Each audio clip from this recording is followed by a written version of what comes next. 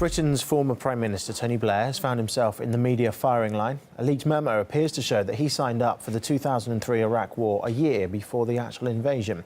One UK newspaper has labelled him an Iraq War cheerleader after the revelations. The document was written by then US Secretary of State Colin Powell to his President George W. Bush back in 2002. At the time, Blair was making speeches about finding a diplomatic solution to the crisis. A British public inquiry into the Iraq War has been dragging on for the past 6 years. £10 million later, and there's still no release date in sight. But during one hearing, Blair was questioned on whether he gave President Bush early assurances that UK troops would join the combat mission. Do you think you gave him any commitments? The only commitment I gave, and I gave this very openly at the meeting, was a commitment to deal with Saddam.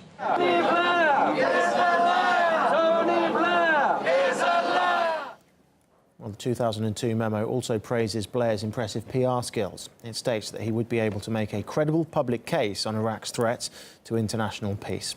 Political writer and journalist Dan Glazebrook says the US and UK made up their minds on the invasion long before the evidence was presented to justify it.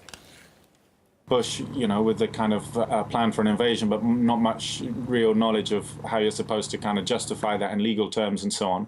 And Tony Blair kind of running along, saying he's got all these ideas of how he can basically sell it to people and try and get some kind of legal veneer for the whole operation. So that's really the kind of image I think that becomes ever more clear from the Powell memo. There was no way they actually believed their own lies about weapons of mass destruction. That's becoming clearer and clearer, that before they'd even seen the kind of evidence that they span out of all proportion and all reality to its real significance, before they'd seen that, they were well committed to waging this war of aggression, that the world is still suffering from the repercussions and the region is massively still suffering from the repercussions.